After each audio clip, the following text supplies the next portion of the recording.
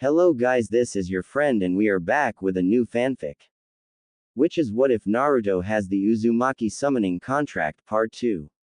And if you enjoy this fanfic then please press the like button and subscribe to my channel for more fanfic like this. And now let's start the fanfic. I woke up the next morning still in Shikamaru's arms.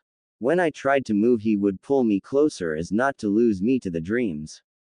I carefully slid out of his arms and laughed as he reached out and replaced where I was with a large pillow. Funnier even was when he stroked it as he did to my hair. I walked into the living area to find Kakashi sitting at the table reading his little orange book. So, he said pointing at the room. Not what I meant by you will figure it out. I had a nightmare Kakashi, I said and a look of worry came over him. Shikamaru came to comfort me. Get your mind out of the gutter you perv. Is it about? He didn't get to finish.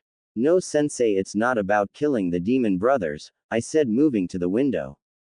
From here the port city looked so bleak, but then again it probably didn't look better from ground level either.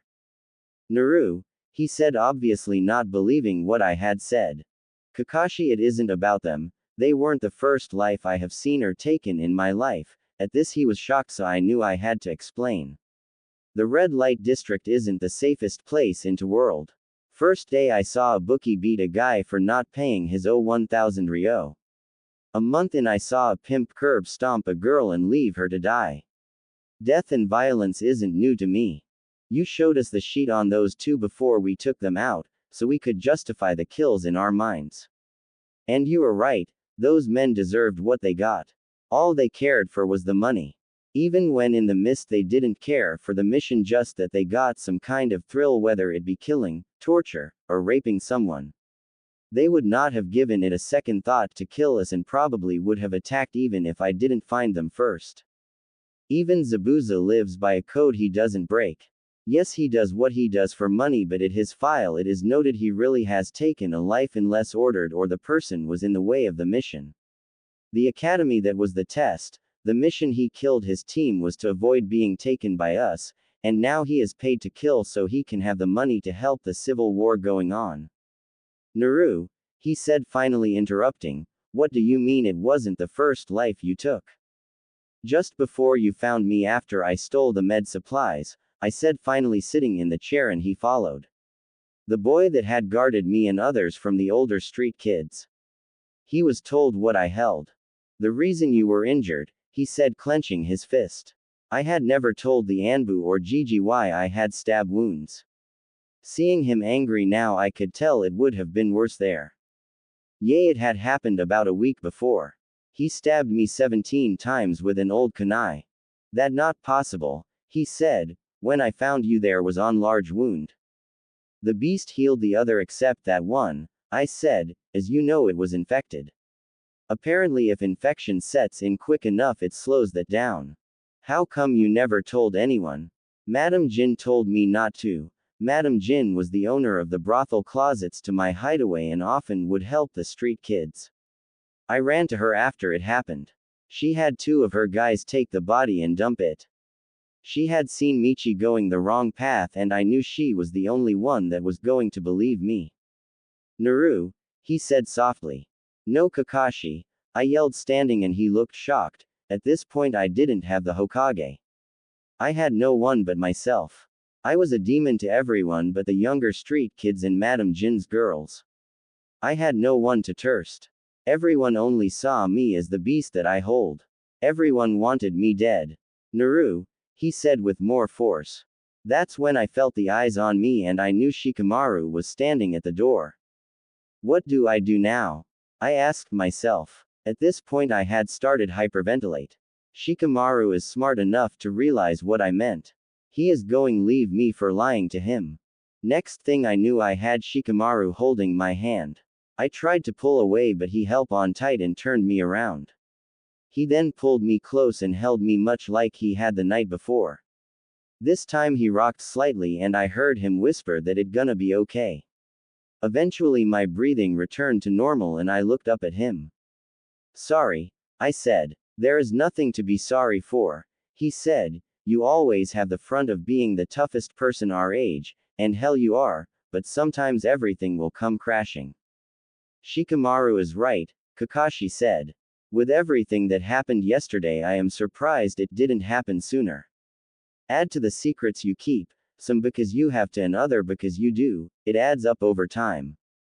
Then you also have no one your age you're allowed to tell everything to. She can tell me everything, Kakashi-sensei, Shikamaru said. It may be troublesome, but then she has someone. And now that I know about the 9 tails, there can't be much more than that. Well, I said, looking at Kakashi. There is something more than that, he said, and I chuckled a bit. Still, I am here when you wanna talk. Good, now that is settled, let's order breakfast and start planning, he said. Scene change. After 2 days we had finally come up with a way to where we needed to go.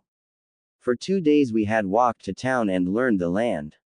At the port we had managed to find that the port record keeper, Zuko, was still brave enough to help. Zuko's father was a ship captain forced to help Gato get specialty items. In this case it was a small group of women. He didn't know what made them special, as Gato traded in flesh often, but he said that unlike any other groups of women they were going straight to the HQ. This would give me a way in. This meant for a chunk of the time I would be alone. It would be my job to slip out of wherever I was held and get the files. As we got ready, Shikamaru and Kakashi asked me if I was okay with this. For the 100th time, yes, I said, changing into a pair of clothes I had traded a new set for with a girl I found on the street. The one item I kept was the black leather belt, as the hidden seals would hide my weapons. We can find another way, Shikamaru said. He had come up with the plan, and it was a great plan, just high risk. No, this is the best option. But is also the highest risk, Kakashi said. We don't know what they are going to do. They could rape me. Yeah, I'll blow my cover before that. And if they drug you? Shikamaru said. I could tell he was getting angry. What then? Luckily for me, the fuzz ball neutralizes everything but the most potent stuff, I said, sealing my saber. I don't think they will be using something that strong. And what of contact if something goes wrong? Shikamaru asked. I then unsealed 2 stone pendants and handed him one. Happy? I said, placing mine over my head. This is a one-time use distress seal. I take the stone off and grip it in my hand, it will cause the corresponding stone to react. My stone becomes a beacon for you to find me. Now if we don't hurry we are going to miss our chance. We left shortly after and met Zuko at the Pier 12. His father had already arrived on the ship, and after goodbyes I was brought on board. All the girls had been separated so it wouldn't cause an issue if they said they didn't see me on board. I sat in the room, making it look like I had been there for the whole journey, until an unknown man came to get me. The man didn't speak, just placed chains around my wrists and walked me off. Along with me there was 3 other girls. The first 2 looked as if this process wasn't new, meaning they were slaves for some time. The white-haired woman was defiantly new to the process. I knew this mostly by her clothing. Much like me, she wore clothes that would be common for a traveler, while the other 2 dress much like the workers I had seen in the red light district.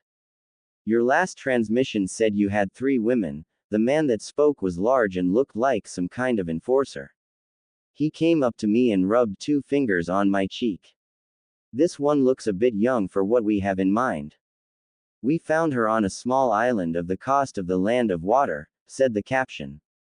Her father didn't say why but didn't want her. Figured with what is going on in that place she could have what you need. Very true, he said, looking at me. Might have to wait a year, but if C makes the cut would also produce some unique features. Produce? I asked myself, but then it dawned on me. They want to breed us. Load them in the bed, he said, and 2 men loaded us in. Gato wants them all screened tonight so we can get to work with the ones that pass. I sat down, and as the last one in I barely sat before the truck started to move. It was a long drive to the HQ, but after 45 minutes we arrived. The entrance is a large wooden door encased in stone walls that seem to surround the whole property. The home itself looked like a miniaturized castle, it even had a tower. As they parked I noticed Gato had an army of machineries. It would have been scary if not for the fact that they mostly looked like samurai rejects. Very few looked like they could give anyone a good fight, but I couldn't let my guard down. The men then dragged us from the truck and into some kind of processing room. There we were looked at by what I would assume was doctors. They asked every question and checked every stat they could, all of which went on paper into a file. Seems he keeps records on all of the women he brings in. I noted. Will make getting evidence on him easy. That is when the man, that I could only assume was Gato, walked in. He was short, and his much taller bodyguards didn't help. He had a cane in hand, though no apparent need for it, and wore the tackiest sunglasses I had ever seen. He himself came and looked us over, and his attention drew to me much like the man before. This one is a bit young for the program, he said in a raspy voice. She will die the first birth. If she passes, we will have to wait a year or so, but she is apparently from the land of water and her father wished rid of her. High prospects of a bloodline if that is the case, said the man from the pier. What's your name, girl? Asked Gato. Not telling you shit, I replied, and he laughed. A fresh one, he said. Good, that means you're a fighter, which means I might be able to breed you sooner. Get Zabaza's boy here. Shit. They must not have someone to check chakra levels other than him. I was screwed if he recognized me. The wait seemed like it took forever, but soon they returned and I now saw the face of the ninja I had fought once. He didn't look much older than me and looked very feminine. His long hair was tied loosely behind his back and he wore a traditional kimono. He looked at the group and started with the first two women. These ones have normal chakra levels, he said, though with a mate of higher level could work. This one has some unique chakra like I have never seen. Could have a bloodline but not sure, he said, moving to the white-haired traveler. Then he made his way to me and I could see he knew who I was. This one is a rare find indeed, defiantly a bloodline and very high chakra capacity. Thanks, boy, Gato said with a smile. Ichi, take the normal to the regular holding. They aren't what we need. Zed, take these two to the room under the office. After that we're dragged through the castle by Zed. I almost laughed when we started going up a tower, it just seemed so cliché. When we arrived at the room it oddly seemed nice. Zed undid the chains then slammed the door, locking us in. First instinct was to send waves of chakra looking for anything. When I came up with no devices I relaxed a little, but now knowing what they wanted it wasn't by much. I looked at the woman that was here with me now. She was beautiful to say the least. She looked about 20 or so. He was as white as snow but her eyes were amber. She had the look of fear on her face but it didn't subtract from her beauty. It's gonna be okay, I said to her as I lead her to the bed. It was obvious she hadn't slept the whole way here. They want to breed us for our abilities, how will that be okay?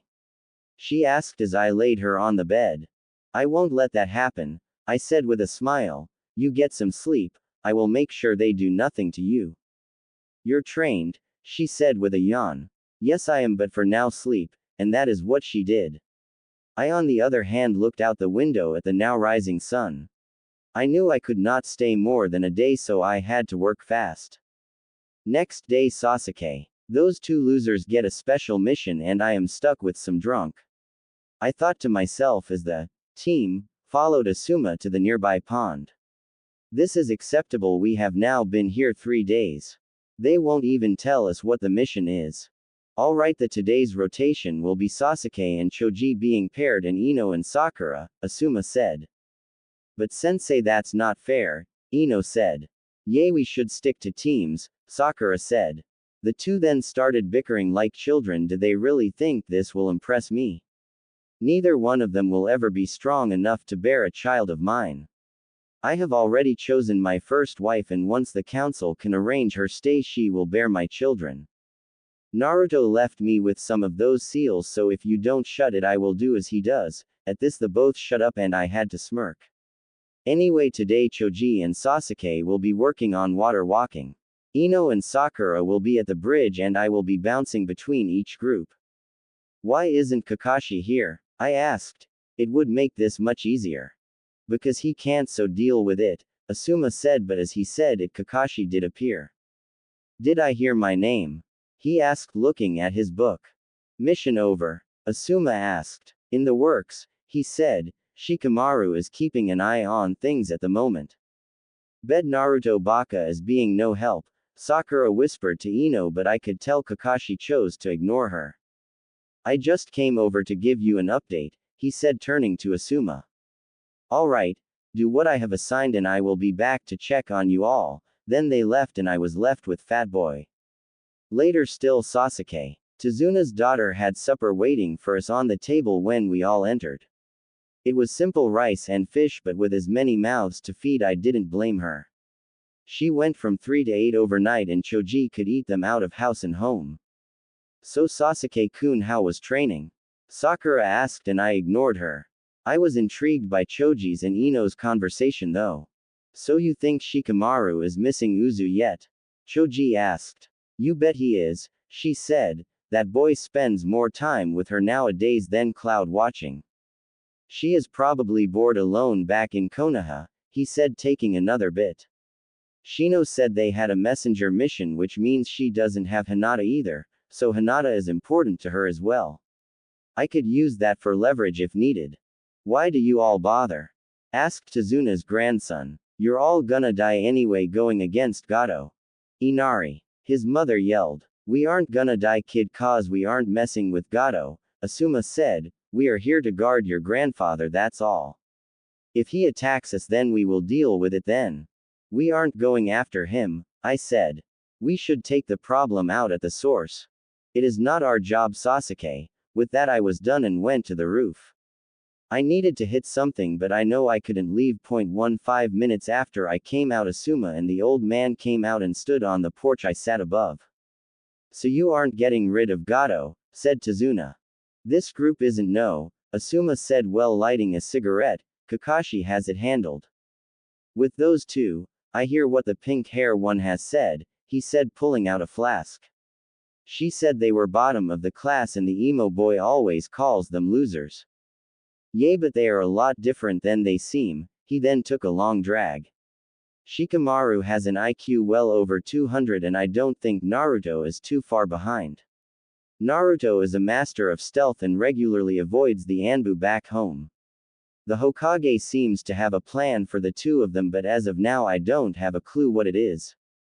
To soil the hands of innocent children, he shook his head in disapproval.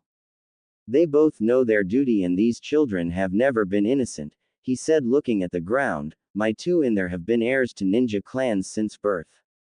Sasuke was second heir to the most powerful clan in the village until his brother killed them all. Sakura was the only one to be a child as she is civilian born. And the other two. Shikamaru is also a clan heir but has more pressure on him than my other two. His clan seems relaxed but their training can be brutal at times. Naruto, well, he is a very long story, he said, playing with the lighter. He is an orphan that lived on the streets at 4. Hokage couldn't find him until he was about 7 after he stole from the hospital. His body showed that he had been beaten, probably over food with the other street kids. The boy trusts practically no one. He only trusts Kakashi because of past interactions and the Hokage's word. I am surprised he trusts Shikamaru as much as he does. Still, those two seem the most innocent and they are with the man that will take the life of that man. One of them may even do it, but they know why it must be done. They are doing it to not just protect those here in the wave but everywhere that man has his claws into. That's when I had enough. Those losers won't have that honor. I must prove I can kill that man. I thought as I hopped away to find Gato and prove I was better. Naru, the woman, who I found out was named Tsukiko, slept until noon. She then told me about how she had been traveling from her home village in the small country known as the Land of Light. The country was far west and had never wanted anything to do with us countries to the east of it. She chartered a small boat of the Land of Claws and was captured by the men that sold her and the 2 others to Gato.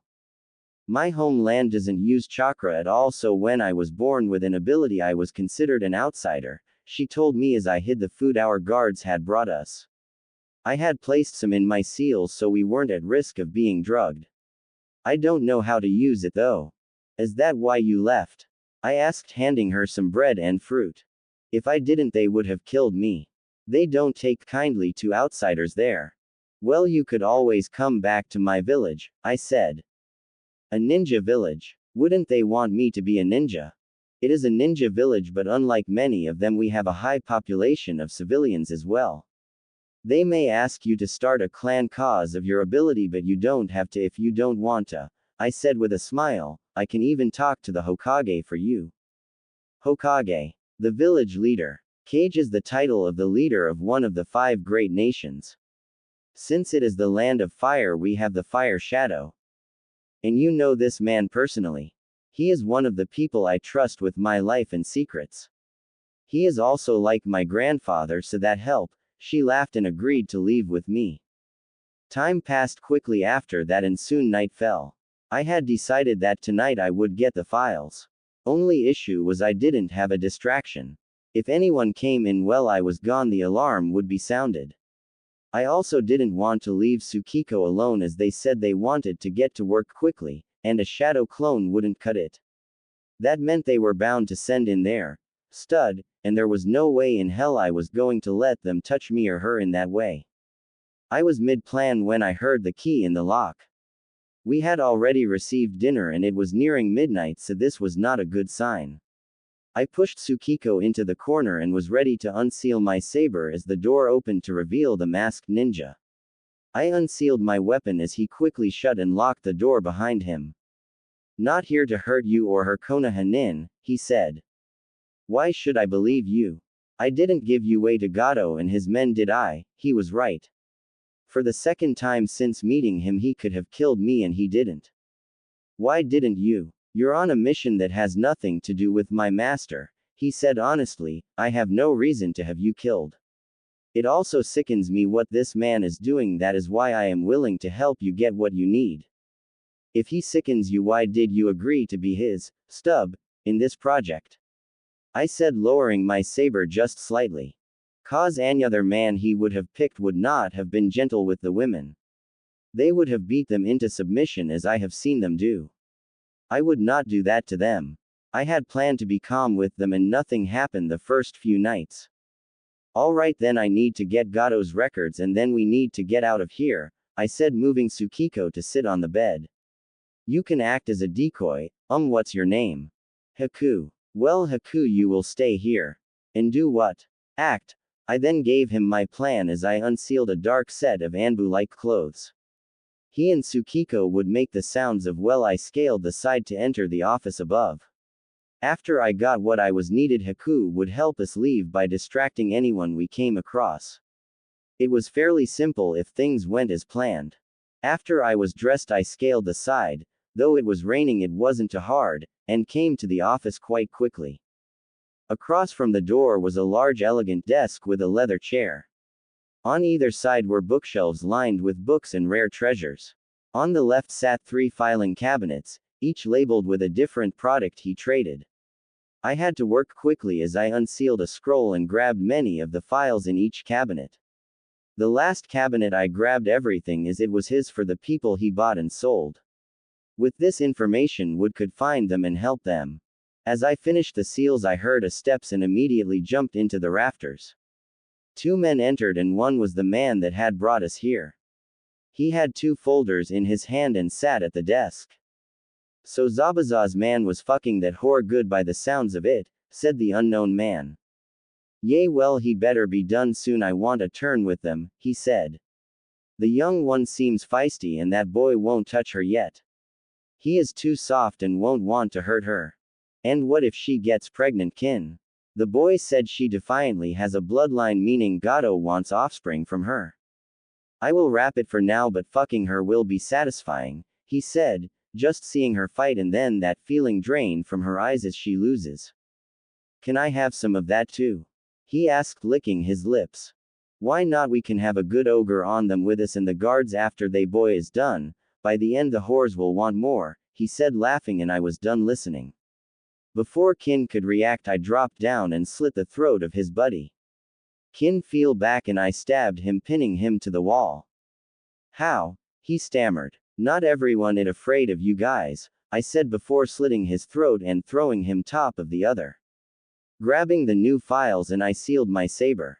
I then scaled down back into the room where Haku and Tsukiko were moving on the bed making the sounds of. If I wasn't covered in blood I would laugh, but we needed to hurry. After some interesting sounds from Haku, the was over. Why are you covered in blood? He asked. Had to kill 2 people, and yes, that means the plan to get out changed, I said. The guards are bound to check on them soon. With a nod we got ready for plan B, which we didn't have. I had to think, but as I did Haku formed an ice slide out the window.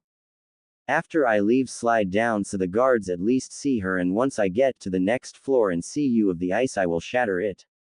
Thank you Haku. No need, we will be fighting again soon. My mission for the bridge builder is not over. Then I will see you there, I said as I moved out of view so the guards wouldn't see me since I was covered in blood. Haku locked the door and I heard muffled talking to the guards as if to buy us more time.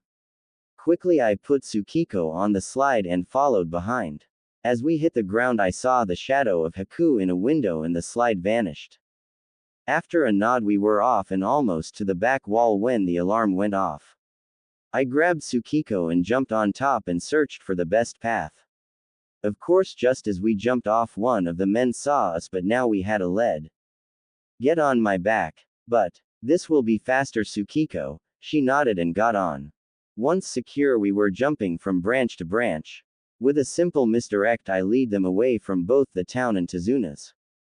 My plan was to get far enough away from both places and find a good spot to send out a shadow clone decoy.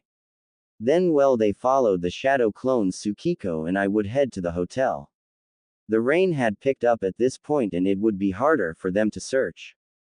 This plan went out the window as I came to a clearing, which would have made a good diverge point, and found Sasuke. What the hell are you doing here? I yelled after hinging my whiskers and red bit of hair. Doing the mission that you seem to be running from, dope, he said. Why, you are still transformed as a girl. It's for my mission, Tem, and Gato is not your mission, I said as I sent out a wave of chakra to find 15 men getting closer. Sasuke had taken too much time and now I didn't have time for my plan. Take her to Tizuna's and don't let anyone but Asuma see her if you can. You're not my boss, dope, he said as I placed Tsukiko on the ground and hanged a clone into her. As you are interfering into my assigned mission, I am so go well I lead them away. I then looked to Tsukiko. I will be there as soon as I can. You can trust Asuma. Then they were gone and so was I. As I ran, the first pulled off the necklace and held it tight in my hand. I continued to run until I made it to a secluded beach.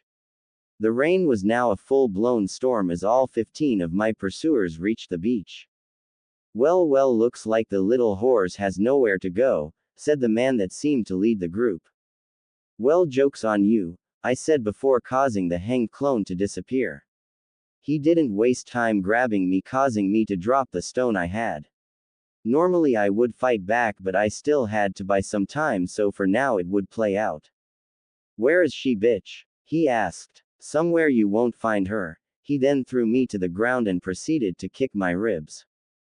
You can't kill her, Kuro, said one of the men, stopping him from kicking me. Now that we know she can use chakra, Gato will really want her. Well, then he wants her offspring, let's will her here and now so he gets them. This caused all the men to cheer. The waiting game couldn't last any longer. As he went to grab me I pushed away. Feisty little bitch. He lunged again and unsealed my saber again. This caused him to back off, but he commanded the others to come at me. This is when things got a little weird. Just like at the Genin exam, time seemed to slow, except me. I moved at normal pace, so I took my chance. I sliced my way through the men, though I no fatal wounds. I just wanted to get away at this point, and killing served no purpose. I made it through all 14 of the men and then to Kuro, but as I got close the phenomenon stopped. As it stopped I found I had no energy but still had momentum as I slid across the muddy sand to his feet. Don't know what that was, but I don't care, he said, picking me up by my collar once again. At this point I was a bit dazed and what happened next didn't help the feeling. One moment the man had me in his grasps, the next I fell to the ground as his arm was chopped off. I heard faintly someone yelling my name, but I was tired and wanted to sleep. The person was shaking me, but I let the darkness take me. Asterisk. She looked so peaceful, and if I didn't know better I would think she was asleep. I had been worried the whole time she was out of view. We had followed he to the base, but we had both been at the hotel when it happened. Hell, we hadn't known what was going on until we arrived. We heard what the men wanted to do and I was ready to act, but then yellow and red lights surrounded her and Kakashi held me back.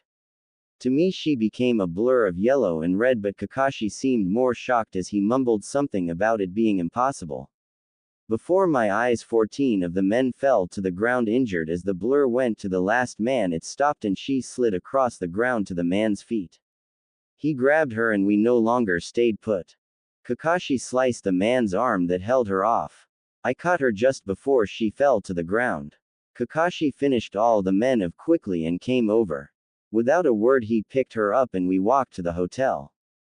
We slid in through the open balcony as to not draw any looks in the lobby. Kakashi laid her in bed and had me start cleaning her up. Which led to this moment where I was wiping off the mud and blood off her. Gently I took off her overshirt, shoes, and pants. I was relieved to find she was wearing a sports bra and training shorts underneath. Before I could finish I heard a knock on the door and quickly closed the suit door to let her rest. Kakashi answered the door to find Sasuke, Asuma, and an unknown woman. Confused he let them in. "Why are you here?" I asked, walking away from the door. Asuma pushed Sasuke forward and led the women to the couch. That is when I realized she had been one of the women at the port. "Tell them where you went tonight," Asuma said to Sasuke, who only grunted. "That's order, Genin. I went to go do the mission I should be on." "What?" I asked. "You heard me, loser. You shouldn't be on this mission." At dinner Sasuke questioned why we weren't going after Gato. Asuma started to say. I stated it wasn't our job, to which Tazuna was then confused, so I said you were handling it. Sasuke then listened into a private conversation between me and the client, then went off to do what he thought he had right to. There he ran into Naruto and this woman. "The name is Tsukiko," she said. "What happened after you found them, Sasuke?"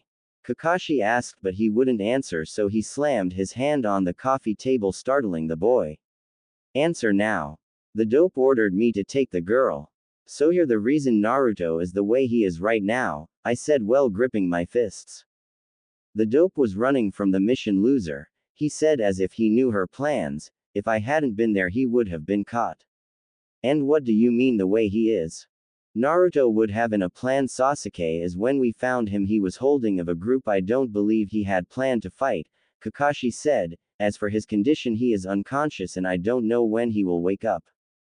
If you had stayed where you should have been he would not have been almost killed." I wanted to hit him, but before I could move Asuma gripped my shoulder. Without a word I knew the message he was trying to relay. If I hit the council's precious Uchiha I could be under the microscope when we arrived back in Konoha. "Tsukiko, why don't you get some rest in the room over there while I talk with my student?" Kakashi said with an eye smile. Tsukiko nodded and went into Kakashi's room as Kakashi ordered Sasuke to stay on the couch while we went to check on Naru. Naru hadn't moved since I left the room, and without a second thought I went back to cleaning her. The blood seemed to have seeped through her clothes and stained her skin in spots. Asuma was in complete shock as he saw her. "What happened?" he asked, but I couldn't answer as I still could not explain it.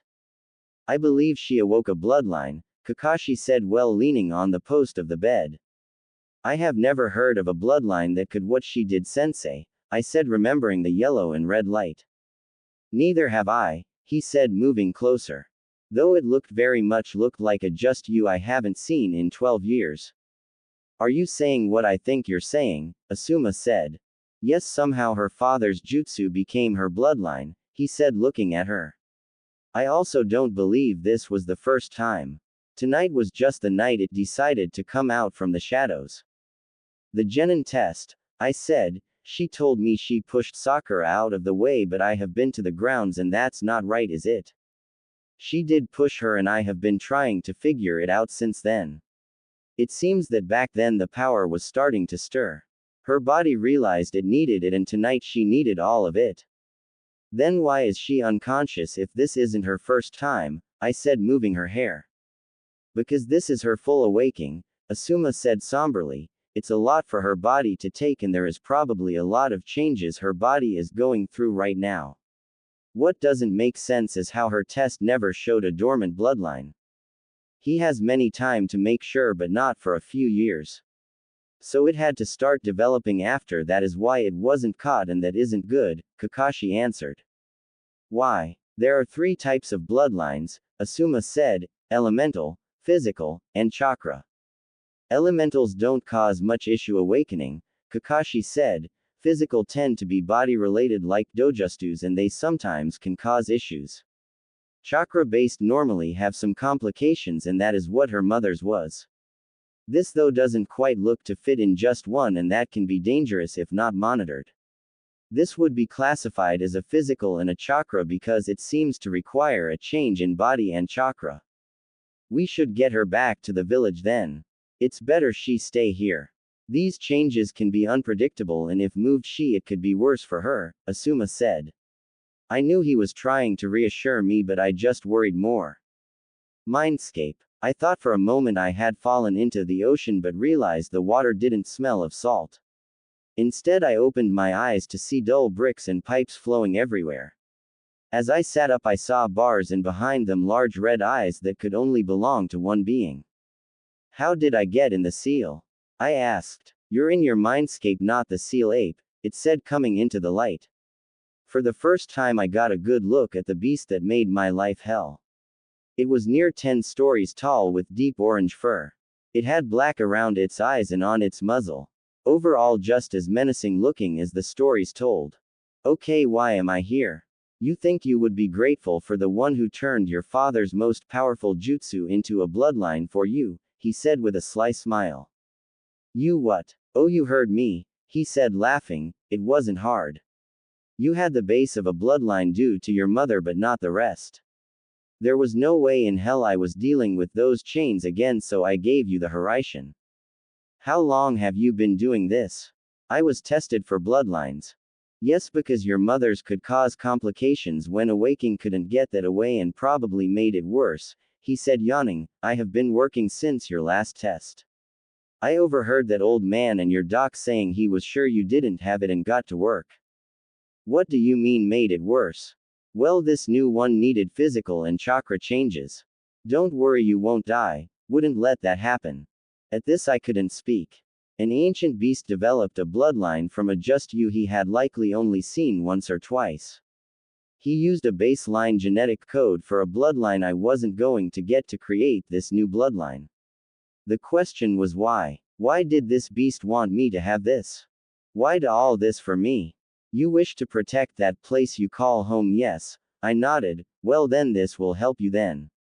But I don't know everything you can do other than the speed, so careful not to kill yourself with it, will you? Thank you, I said as I could feel myself waking up in the real world. I could have sworn I saw a genuine smile as I left. Real world Naru. I opened my eyes and began to look around. Kakashi was in a chair in the corner while Shikamaru was in a chair laying his head by my feet. The side table had a cloth in a bucket of ice and as I moved a now warm damp cloth fell off my head. I sat up without waking Shikamaru and even managed to roll out of the bed without a stir from either one. I moved to the mirror to see the physical changes that my bloodline caused. Any baby fat I had left was gone and replaced with muscle. Now before I had a decent body but now my figure popped. I looked a hell of a lot more feminine, as if my body had moved through a stage of puberty. It has, said a voice that was no doubt the Nine Tails. Great, you can talk to me now. Plus after you make first contact, but don't worry, I won't torture you. The seal won't let me. Your old man thought of almost everything. What were you saying about the puberty? Well, your body has progressed farther so it can use your bloodline more effectively. You didn't grow in height, but it needed the muscle growth, so it did it. Develop them differently than a normal human as well, he said, then laughed. Looks like you will have to work on physical control with it. You are much stronger than someone with the same development due to the change in your muscle structure. As you get old, I believe more changes will be in order. Now I am off to sleep. Damn fox, I mumbled as I turned to see Tsukiko at the door. You're finally awake, I see, she said. They will be quite happy. How long was I out? 4 days. So we are a week into the mission, I putting my fingers through my hair. Zabuza would be just about recovered and he was still bound to attack the bridge builder soon. You must be hungry, she said and led me out to the dining room where food was waiting on the table. I was going to get the guys awake when I heard you, so I think you should get dibs. With a laugh I dug in. I was starving after 4 days practically in a coma but kept it civil to talk to Tsukiko. She told me she talked with Kakashi and had told him everything that had happened while we at the HQ. She also said that Sasuke was a piece of work. As we came to the end, of course she had to ask. So are you a boy or a girl? Girl, but not many know that. Please keep that secret, I said leaning back. Sasuke is a piece of work that is power hungry and I don't need him thinking I can get him that power. Just as I finished speaking, we heard a thud from the other room followed by frantic searching. I would have laughed but instead moved to the door to find both of comrades looking for me. Neither noticed me as Kakashi went to the closet and Shikamaru looked under the bed. Maybe you should try the more obvious place first, I said laughing. Naru. The both yelled. Kakashi ran and gave me a hug before Shikamaru could even move. Still sore, let go, I said and he let me go. We moved back into the dining room so they could eat and I went over what the Nine Tails had told me. I could see the worry on Kakashi's face cause this mean things were going to get complicated. The council finds out and we are going to have issues, he said. If it's genetic it will be so troublesome, Shikamaru butted in. Add to all that I don't exactly know what it can do or if it has side effects. So it gave you this and it doesn't even know how it works, Kakashi said. Tell him to stop calling me an it. I am a male, I relayed the message and they were shocked. I mean he can hear us, Kakashi said. Yep, has always been able to, now he just can talk and the seal prevents any messing with my mental state. If I had met him while I was younger then maybe he could have, but too late, I said. Anyway no, he doesn't know much even though it is his creation. He used base genes I had from my mother so it could cause some unexpected results. What a drag, Shikamaru said and I couldn't help but laugh. Next day asterisk. With our mission assigned to us done we could finally check out of the hotel. We walked to Tazuna's with the plan of me staying and guard the house while the guys joined the teams.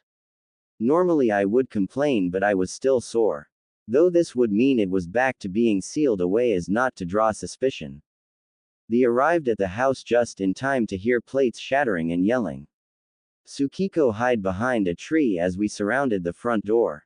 Looking in I saw two of Gato's sword-wielding buddies and Tazuna's daughter Tsunami. His grandson Inari came running down and was smacked across the room as they tied her up and started to drag her out. We moved to give them false sense of security but as they walked farther we got the advantage of surprise. Shikamaru was the first to act and put his blade through the heart of the smaller man. The larger man reacted and dropped Tsunami. I then jumped in and grabbed her as Shikamaru finished the second man off as Inari came out of the house. I cued the ropes and she ran to her son and Tsukiko joined them. You need to get the bridge, Tsunami said as she came out of her shock. We planned on it, Kakashi said. Naruto, you. All of you, she insisted. Those men said Gato had a group of men headed to finish the job if Zabuza couldn't. Without a second thought we were off, leaving them to get back into the house. We made it to the bridge to see Ino and Sakura guarding the old man. Asuma was facing Zabuza, and that didn't seem to be going so well. Choji and Sasuke were in an ice dome, no doubt placed by Haku. Under the bridge lying in wait was 3 ships with Gato and his men. With a nod from Kakashi, I was off under the bridge while he and Shikamaru went to help the team. Once under, I hid my chakra and sat on the roof of the boat that held Gato. It was my job to see what his plan was. "Why don't we just go now, boss?" said one with a nasally voice. "Because we need Zabuza to get rid of the Jonin, and now that the other one had joined, even more so," Gato replied after hitting the man with his cane. "Just make sure those girls are alive. We lost two the other night for our breeding program and they can replace them. What about Zabuza's boy? Kill him and make Zabuza watch, then kill him. I don't need to waste money on them that way," he said with an evil grin that rivaled the Nine Tails. "He had something to do with the escape and the deaths of my men." "Not going to happen, shorty. I may not care for Ino and Sakura, but there was no way I was letting that happen. So I had to make a plan, and the best I got was to get Haku on our side. So I crawled back up to find Haku in the dome. Now closer I could see it was mirrors that he was using to jump into. Really inventive, but we could talk later if we were able to. I moved into the mirrors to realize that my bloodline let me see the fast speeds as well. Due to this, I was able to see that Sasuke, who was guarding Choji on the ground, was blocking the Senbons that were coming at him. He didn't even see that Haku was about to put a kunai in his back. Without realizing it, I moved in a flash and blocked the blow, pushing Sasuke back. "Hey there," I said. Haku drew back but didn't retreat back into the mirrors. It took him a moment to realize who I was, and he took off his mask, but he didn't lower his kunai. "We need to talk. Naruto, this is the time," Sasuke yelled as he charged, but I held my hand up with the seal I used on his fangirls and he stopped in his tracks. "Big boys need to talk, Sasuke," I said, looking at him, then went back to Haku. "Now me and you can make a deal and have this work." "Are you sure about that?" he asked. "He is the enemy, Naruto," Choji said. "He helped me, now it's my turn," I said, which Choji grew shocked, thinking I was turning traitor. "Not like that, Choji. The guy paying their fee is about to double-cross them. No need to fight then, Haku." "Right," he said, lowering his weapon. With a wave of his hand, the mirrors around us shattered. "We must tell Zabuza then." We were off, leaving confused teammates in middle of a Jonin battle.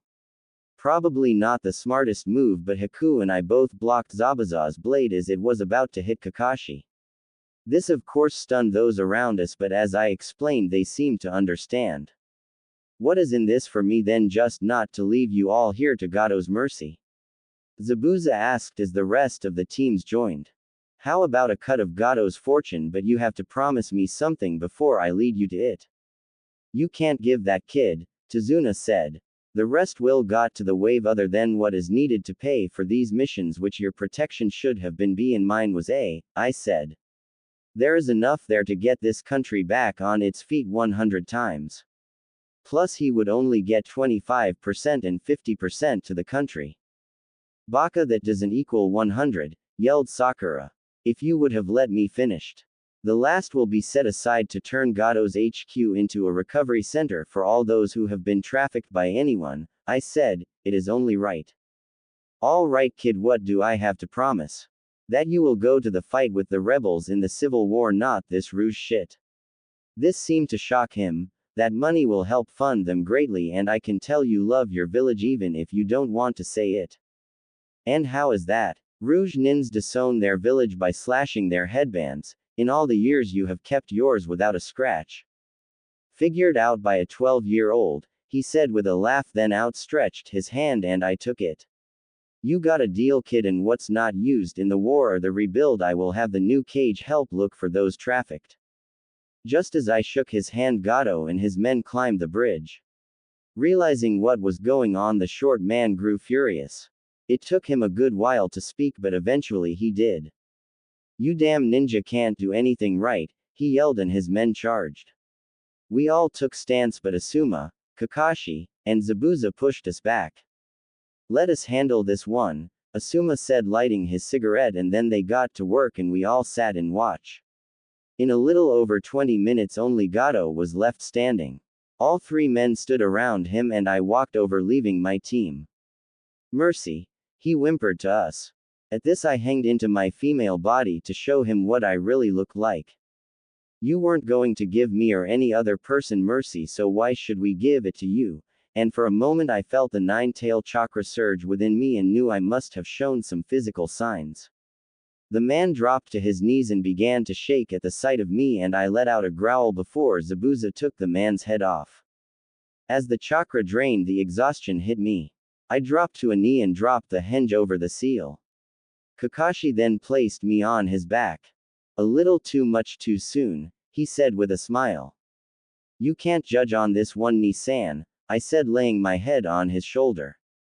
Asuma of course laughed, as he knew Kakashi's tendency to work until he couldn't. It took another week to finish the bridge and another to finish settling Gato's estate. The Wave Daimyo gratefully agreed to the deal and thanked us endlessly. He even agreed to pay more than both mission requirements. The plan to turn Gato's old estate was in swing and plans were being drawn up as we prepared to leave. Zabuza left before the bridge was finished, but Haku had agreed to keep him in line. He even would send me letters with updates on how things were going. Though before they left I had to talk with Haku since he had seen my gender and knew I was hiding as a boy. He said he would keep my secret since he understood, as he hid his girl many times because it was easier. Though he was curious if he had been right about the bloodline, to which I told him I now had one, though not what it was. Sasuke was grouchier than ever the last 2 weeks in the wave. He had gotten his Sharingan, but he was still not satisfied. He was still pissed that Shikamaru and I had been given a mission that he hadn't. Worse now was that the wave was seeing me as their hero. As much as I tried to tell them it was all of us, they wouldn't take it. When the bridge was finished, the daimyo decided it was a bright idea to hold a ceremony in honor of the team. Each one received a necklace as a token of friendship, but I got that, a scroll from Gato's vault, and the bridge named after me. They named the bridge the Great Uzumaki Bridge. There was even a plaque made. Of course this pissed off Sasuke and Sakura. Ino surprisingly was on my side as a fight broke over the meal that night. Today of course we had to make your way back to the village, and that was trouble in itself. Kakashi, Asuma, and Shikamaru had agreed it was better to keep my bloodline on a need to know, meaning them, Tsukiko, maybe Nero, and myself. It wouldn't do me any good having the council on my SS until after the Chunin exams, so until then I was free. This was going to make training hard, but it was worth it. Though Tsukiko wasn't a ninja, she rode on Kakashi or Asuma's back, which allowed us to make it to the village fairly quickly. We entered the gates just before they were due to close for the night. At this point I wanted to rest, but it was off to the Hokage for what would turn into a long explanation. So you both did your jobs and then some, he said. Well then, other than Sasuke, Naruto, the team leaders, and Tsukiko, sir, she said, and he nodded. Tsukiko, you are all free to go, he said, taking out his pipe.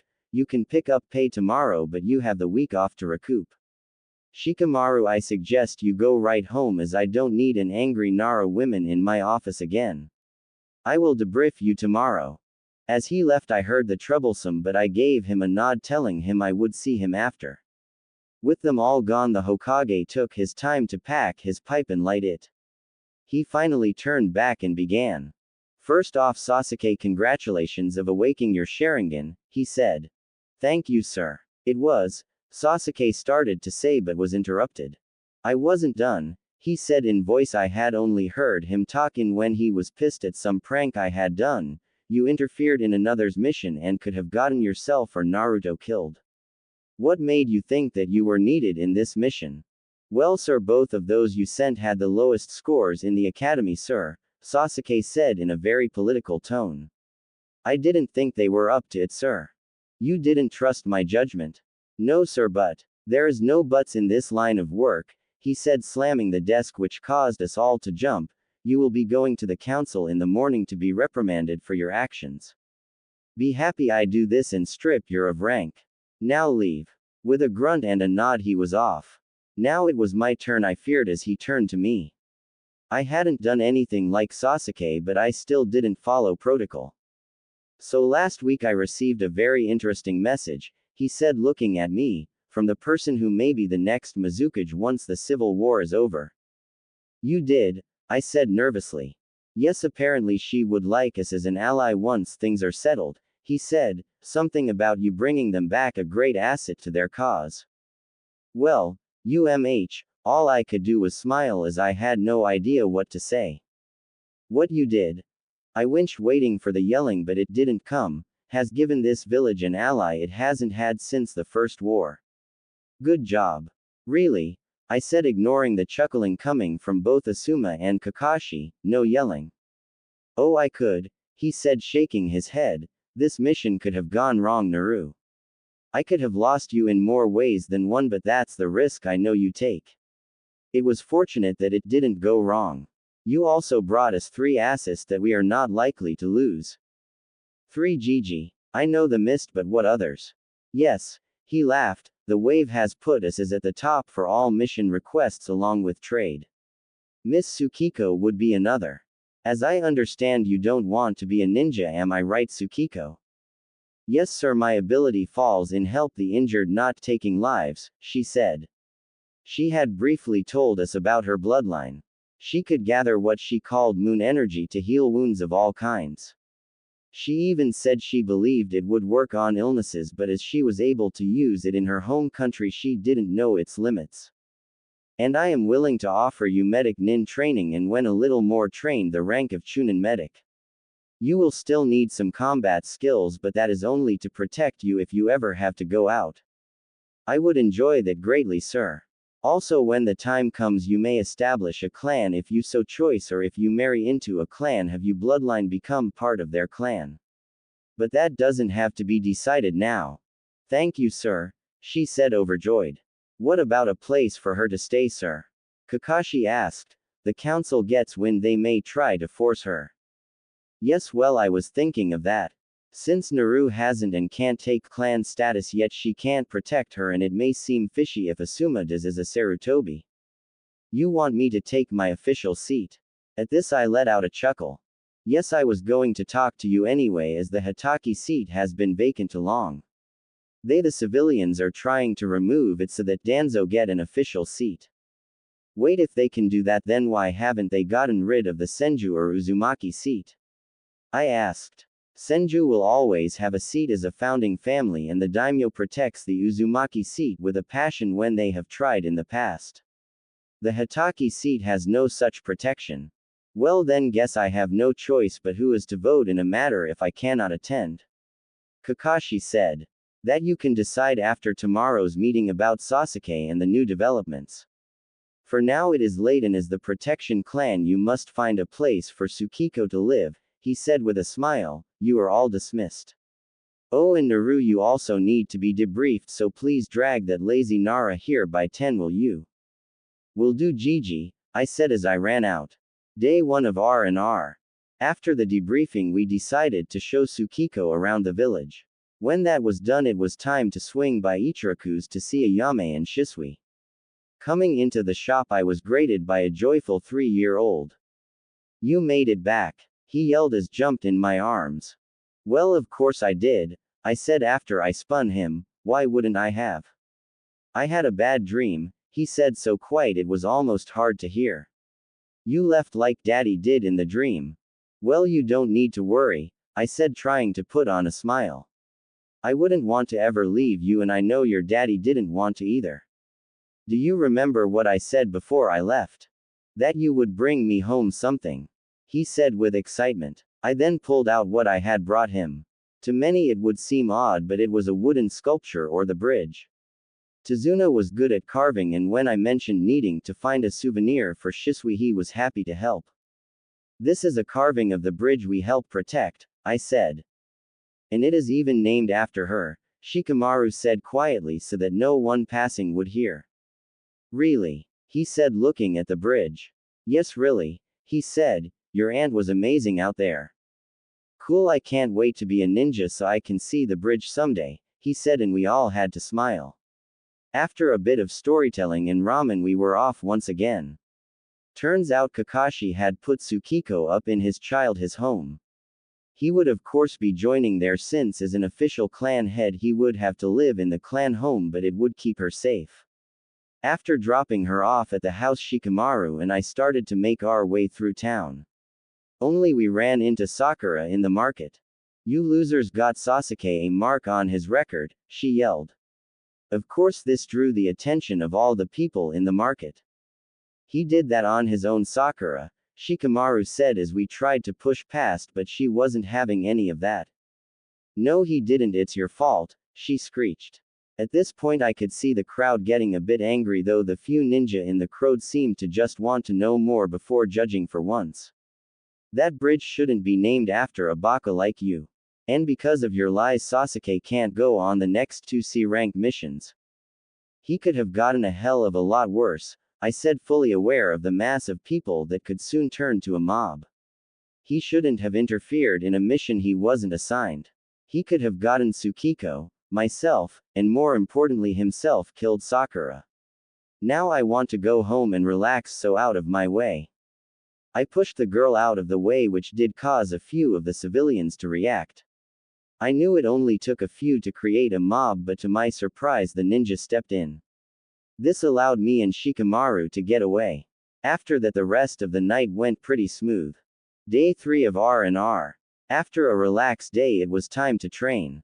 My new bloodline was going to be extremely handy at times, but if I couldn't use it effectively it would be worthless. The Chunin exams were coming up in 4 months and I knew the council was going to make Kakashi enter use whether or not we were ready. Having the Hiraishin, as I decided to keep the name, would be a trump card in the exam. No one expected it as practically no one knew it existed. Since I didn't want to show it to my teammates I decided to open the scroll that I had been given. It was larger than any other scrolls you would normally carry. Hell, I only knew one girl that carried a scroll this size, and that was for the massive amount of weapons she needed. It wasn't just the size that seemed odd. The outer paper was red with white swirling patterns. It was also held locked by a seal and not one I knew. It was beyond my level, but I wanted to keep looking into it. Of course as I did I got a damn paper cut, and to my shock the scroll opened. It had been a high-level blood seal, but that drew questions of its own I didn't want to answer since Shikamaru would classify it as troublesome. I opened the scroll and saw only names and got excited. It wasn't because I knew the people that the names belonged to, but because they shared my last name. This was an Uzumaki scroll, and not just any scroll, a summoning scroll. Without a second thought I signed the scroll in blood. Of course I still had no idea the seals I needed or what animal it was, but that didn't matter. After signing I replaced my transformation seal and went to find Kakashi. It wasn't hard to find him as Guy was trying to challenge him in the middle of the village. Without a word though I grabbed him and Shunshin Wei. When we landed outside the seal barrier, as we couldn't enter my sealed land by flicker, he was a bit confused, and more so when I dragged him to the lake. "What is the rush?" he asked as ran to the house to grab the scroll. Without a word I showed him the scroll and he smiled. "How the hell?" "I don't know. Gato must have scavenged through Uzu or someone else did," I said. "Hell, it could have been lost before the fall. It was lost just before your mother got a chance to sign it. She never mentioned what the animal was, though she said it was revered in Uzu," he said. "You need the seals though, don't you?" "Please Kakashi ni," I begged. "You know I have the chakra, so please teach me." "No need to beg," he said. He then stated the seals slowly so I could see. Boar, dog, monkey, and ram were the signs. Kuchio's no Justu. With a poof 8 dogs sat in front of me.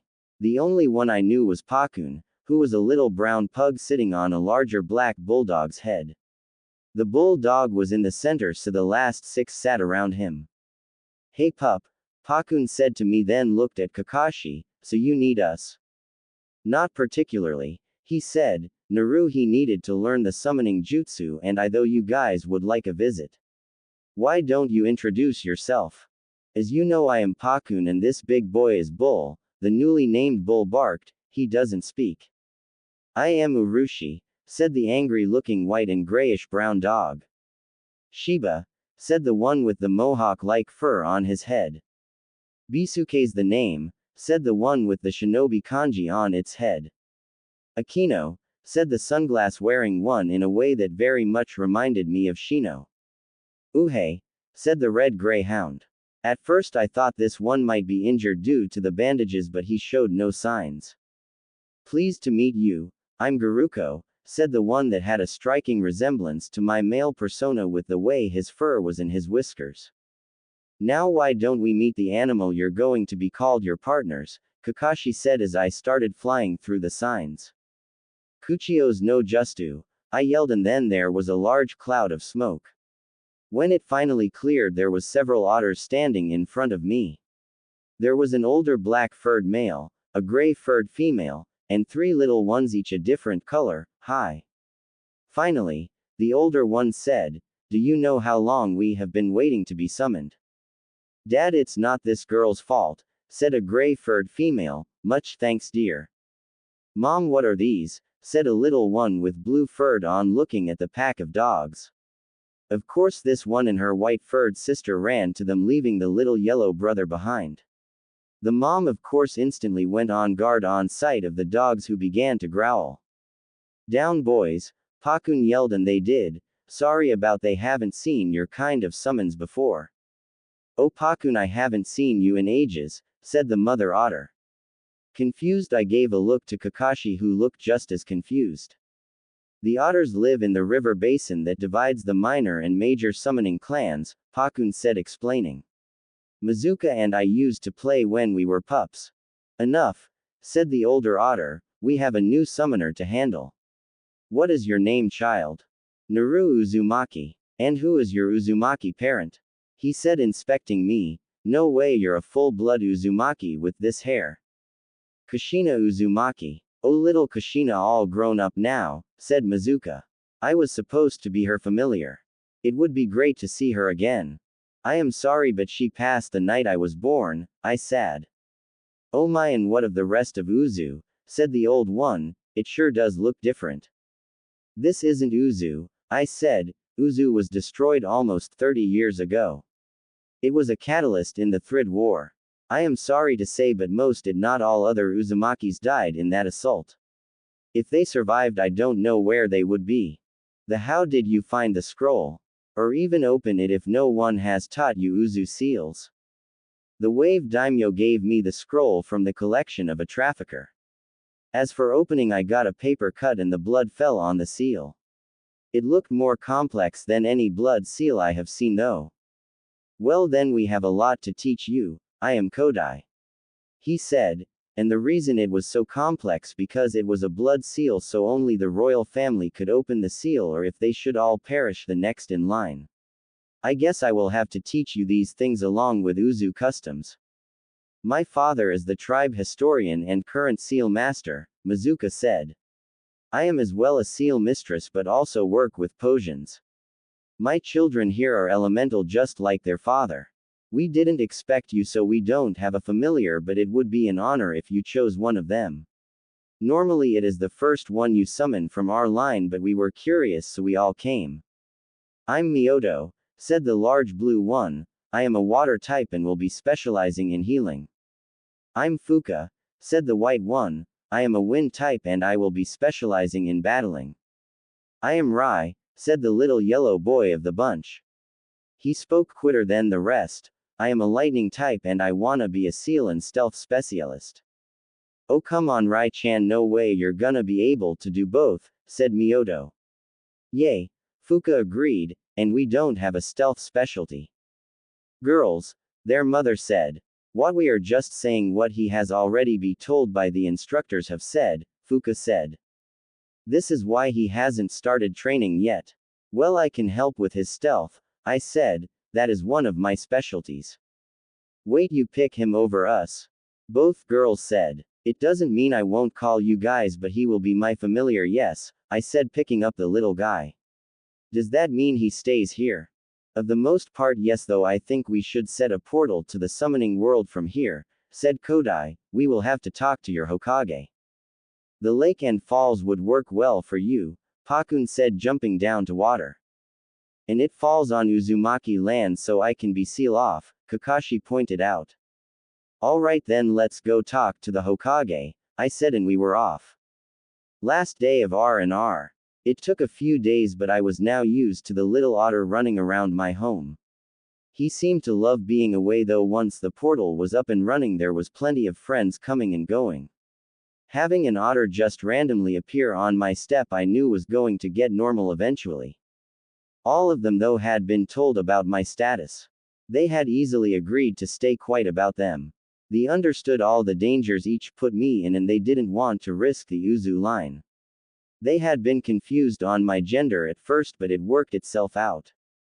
Every day Kodai would come by to instruct both Rai and I on seals. He would also teach me the history of my clan. Turns out that the Uzumakis were descended from the daughter of the sage of the sixth paths. Of course the legend never had said anything about her because she was not the daughter of his wife that bore his sons, but one he took while they were gone. Being as the sons were not around and the daughter was born just after his death, the oldest brother, the founder of the Uchiha, did not recognize her. The younger brother, founder of the Senju, had accepted us, but without the Uchiha brothers' acceptance she could not claim her heritage. Everything I learned was amazing, but today was the last day for R&R, so it was time to meet with my team.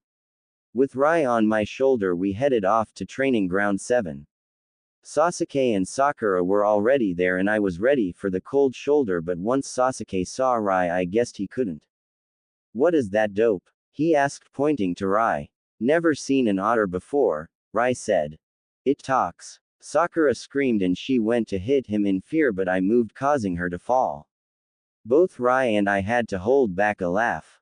"Yes he does," I said. "His name is Rai and he is my familiar from the summoning otters." "Summoning?" she asked. "How did you get a summoning contract?" Sasuke asked. He was angry, but I didn't care. Turns out the scroll I got from the Wave Daimyo was a summoning scroll that once belonged to the Uzumaki clan, I said honestly. It was just luck that I got a paper cut and a drop fell on the blood-locking seal. "You don't deserve a summoning contract, dope. Yay, give it to Sasuke." "Not gonna happen," I said, petting Rei's head. "It's a clan contract, meaning they wouldn't accept you. You don't have a clan," and there it was again. The denial that Sakura had every time my clan or country of ancestry came up. "You're an orphan. You don't have a clan and never have. The whole village knows the truth and all you do is lie. Why do you even try with that damn story about the whirlpool?" I looked up the clan and the country in the library and they don't exist. Just because the damn civilian council tried to erase my history doesn't mean I don't have one, I said, taking a breath to calm down. They can try all they damn want, but well, I am alive, that history survives. Now that I have someone to teach me my clans, I am not going to let it die. Oh, and by taking out the Uzumaki history they are hurting this village. Who crest do you think is on the back of Chunin and Jonin vests? Who do you think stood beside the first Hokage when this village was being built other than the Uchiha? The Uchiha and the Senju are the only founding clans, dope. Technically yes, but the Uzumaki had already the land of whirlpools up and running. That country was basically a large ninja village. The Senju and Uchiha asked the Uzumakis to help. In respect, our symbol was intrigued into this village's as the swirl in the leaf. The sister to the clan head married the first Hokage. And when the whirlpool fell, our symbol was put on the back of all the vests in red. Lady Mito didn't have a clan either, Sakura yelled. She took Senju. Naruto is right, Sakura, Kakashi said, startling us all. I had been so into correct her that I left myself open. Lady Mito's clan name was Uzumaki and there is still a seat in the council that is held in honor of her.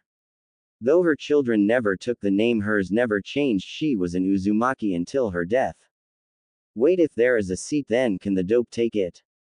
Asked Sasuke. The clan is typically matriarchal, but if no other Uzumaki comes to Konoha, he could petition to restart the clan here, he said with a simile, but enough of that time to get down to why you were called. Why were we called sensei? Sakura asked. Today is our last day off. Because I have already been informed that the girls of Team 7, 8, and 10 along with Kurenai-sensei and Naruto will be headed out 2 days from now. Tomorrow we will be using to get you all ready to work together. Wait, why is Naruto being included in a girls-only mission?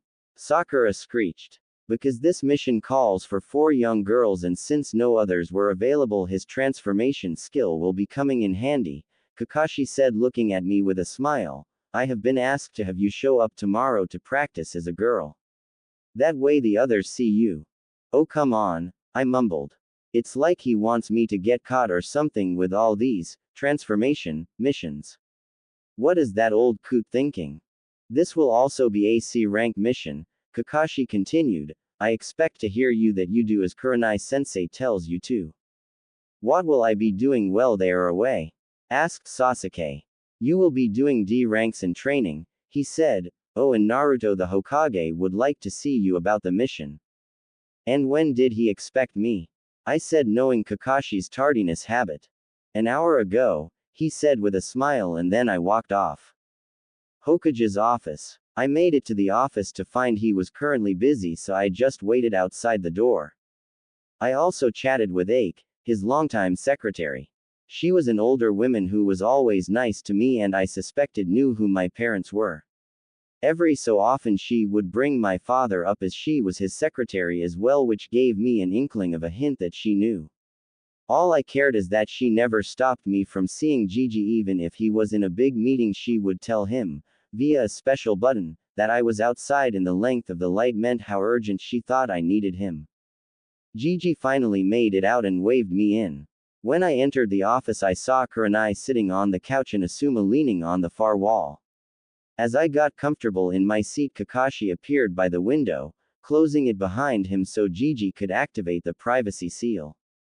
So what's this all about, Gigi? I asked. Your next 2 missions, Naru, he said. I need you to observe both how the guys and girls differ. Why? Simple. I need to get control of the academy again and showing them how ill-prepared the new genin will do that, he said.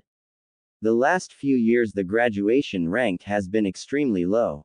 Only 1 team wasn't sent to the reserves last year and the year before it was 2. We need more active ninjas and we can't wait for their 2-year mandate in the reserves to be over.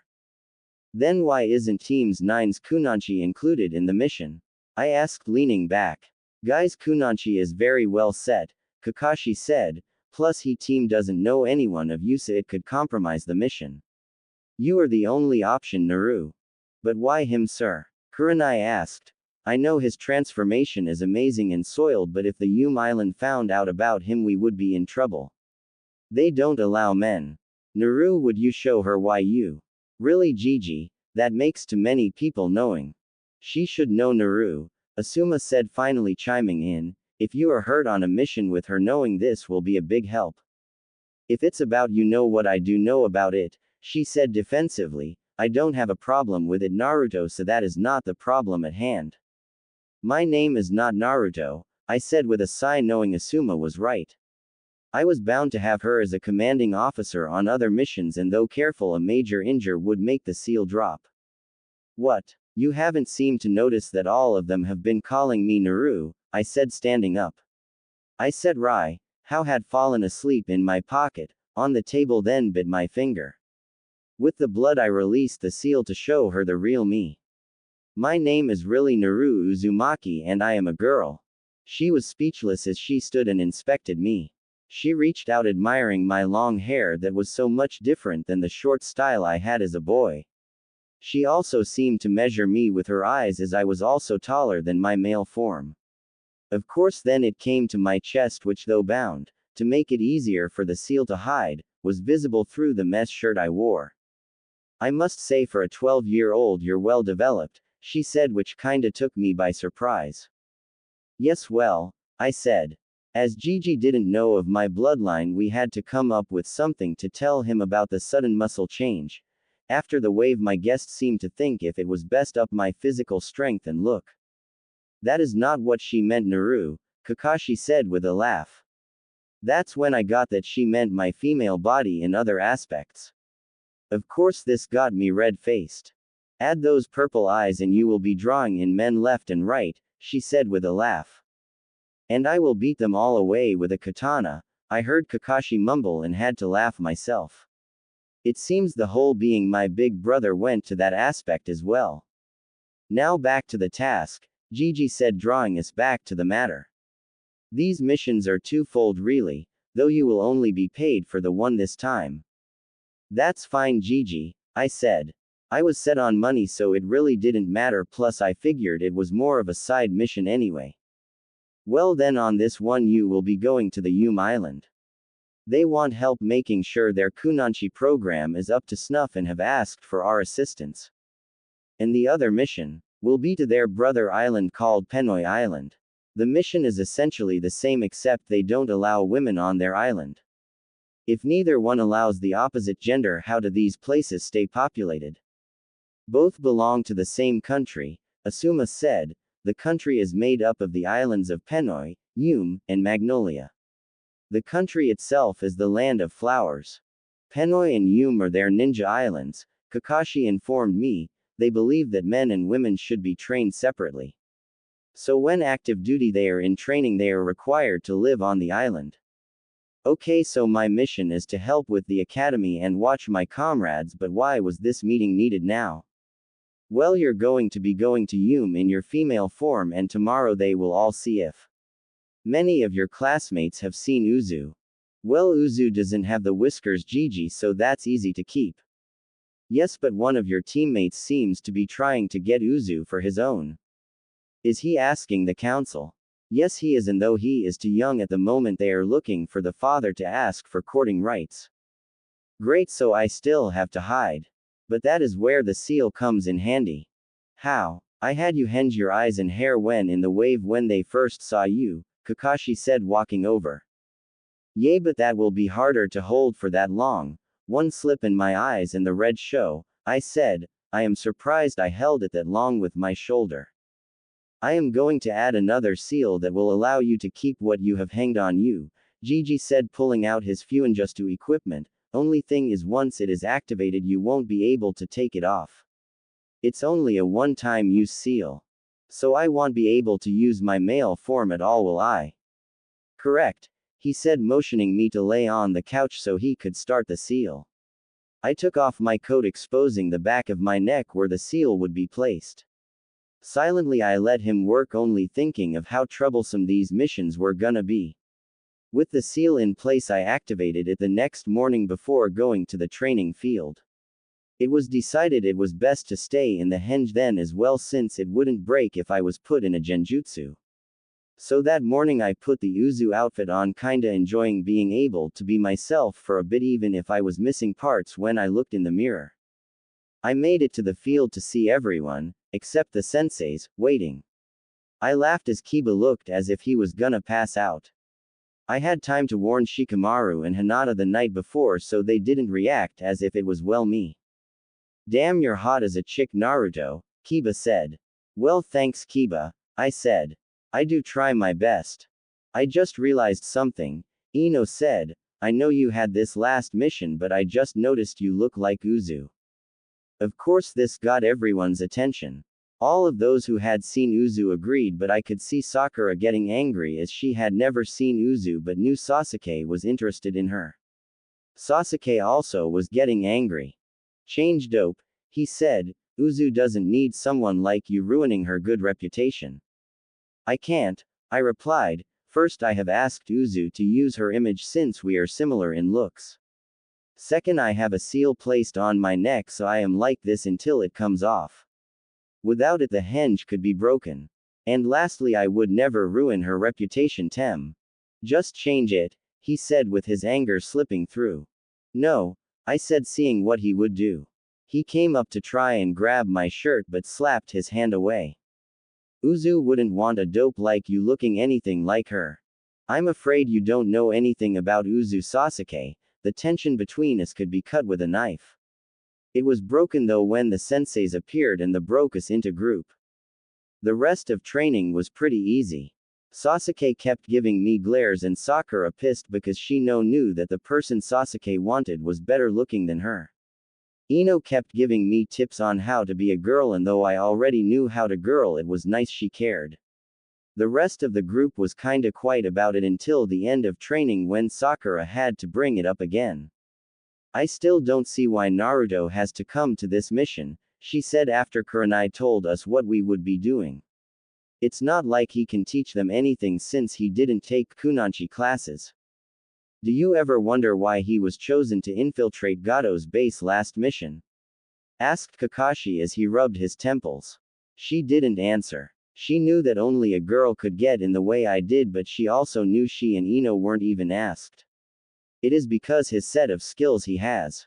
What do you mean, sensei? Asked Ino. Naruto has from a young age put up a front, Asuma said. He fooled the whole village into thinking he was a stupid kid and he's nowhere near that. He has been able to outrun Anbu since he was 8 even in that kill me orange suit, Kakashi said. Add to that ability of his solid transformation and his information gathering skills and he is a shoo-in for the spy network. Jiraiya of the Sannin didn't even have this strong of an ability at this age. That still doesn't mean he can teach the Kunanchis, Sakura said as she crossed her arms pouting. I can teach them that skill as I already know they didn't teach that in our Kunanchi classes here, I said. That's cause we don't need it, she argued. No, you need it, but the council took it out because as a Kunanchi you might have to seduce someone to get the information needed, I said. The council knew most of the Kunanchis were civilian and thought it was wrong to teach you to do that. And you're saying you could. You already saw how Kiba reacted to this body and how defensive Sasuke got when he realized I looked like a girl he has the hots for, I said, then lowering my voice to be more seductive, and then went up behind Shikamaru, rubbed the back of fingers on his cheek. It's not that hard if you play it right. What about sleeping with someone? She said, knowing by the look on Shikamaru's face that a seductive voice worked. You're a boy, are you saying you would sleep with a man this body? If I had to, yes, I honestly said, stepping away from Shikamaru. In this kind of henge I have all the right parts. It would be awkward, but it would be a last resort. Wait, Kiba interrupted, you don't have you know. I think is what you're trying to say, I said with a laugh, in this body no. It changes my whole form. It was weird when I first did the transformation and had to pee, that I wasn't lying about. When I first took the male form it took a while to figure out how to pee, so saying in the reverse situation wasn't that far of. That's just sick, Naruto, she said before storming off, and I had to laugh. After that we were all released and Shikamaru, Hinata, and I went back to my place as we did often nowadays. Hinata only left for a short time to get her things for the mission as she decided to stay at my place so we could head off in the morning. Shikamaru knew his parents wouldn't care and he also wanted to stay the night.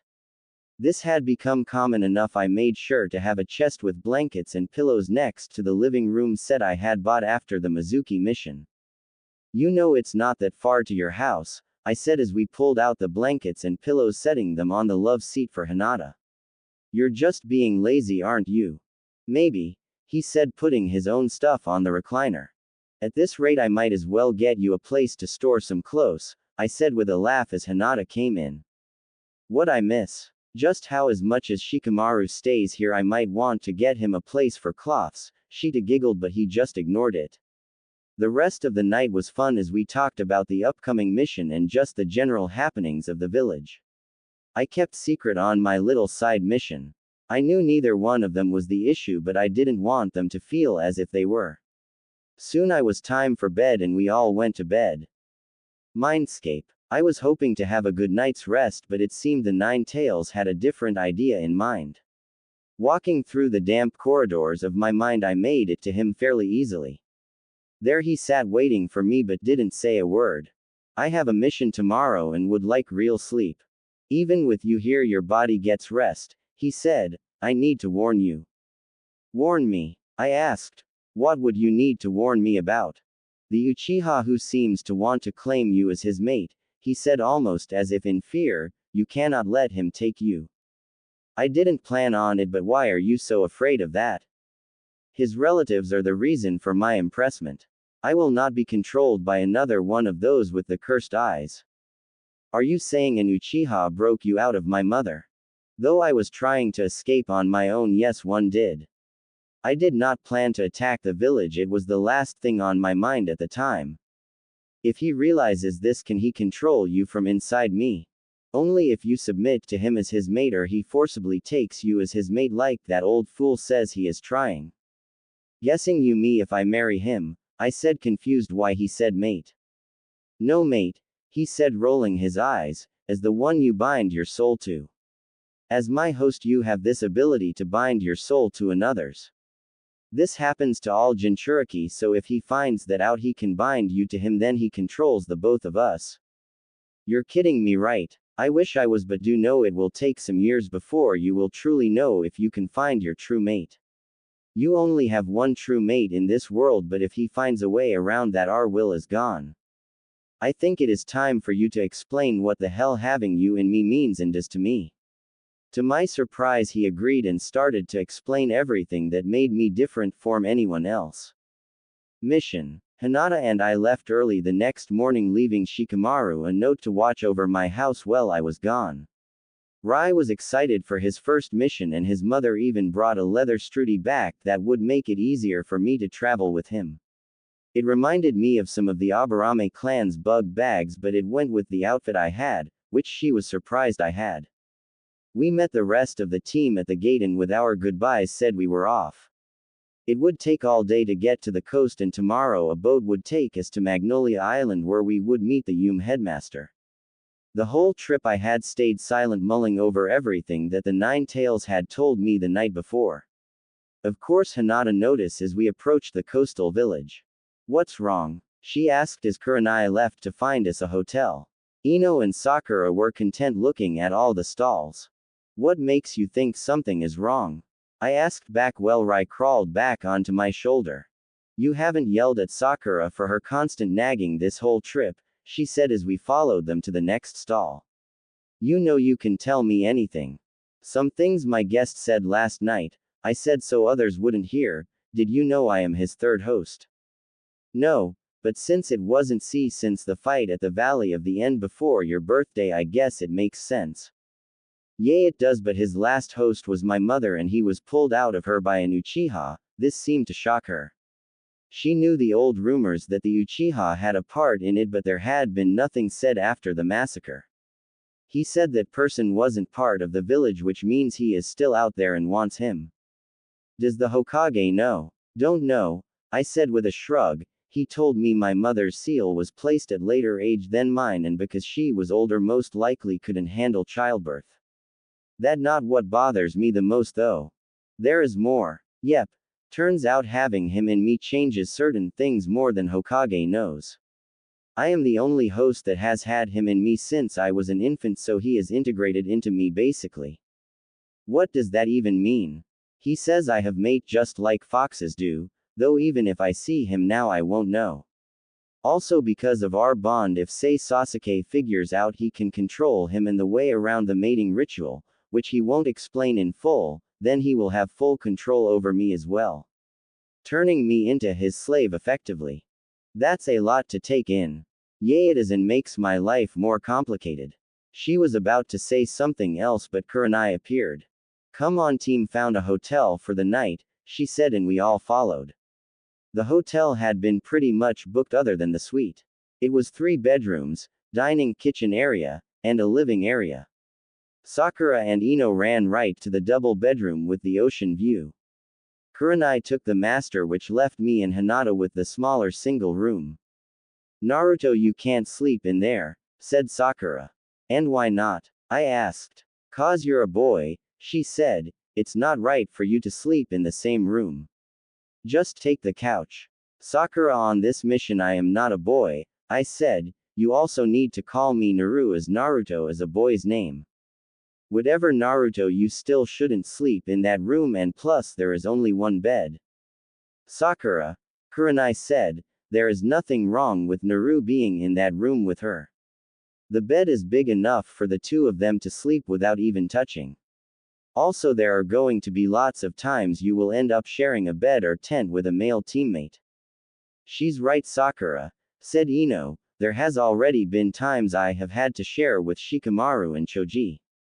We had a D rank turn into an overnight in Shikamaru and I had to share a tent because I forgot mine. Alright, now that this is over, let me tell you what you all will be teaching and observing, she said before Sakura could get another word in. Hinata, you will be helping with chakra and diplomacy teachings. Ino, you have flowers and other plant purposes. Naru, you will have the most to do with stealth and spy and possible some more. What about me, sensei? Asked Sakura. You're going to be in the classroom observing the teaching techniques they use and helping them improve when needed, she said. I will be helping with genjutsu. Is that all understood? Yes, sensei, we all said. Alright then, after we have dinner, off to bed. Who wants to cook? She asked with a smile. No one raised their hand, so I got up and was off to the kitchen. Rai, grab the food scroll, I yelled.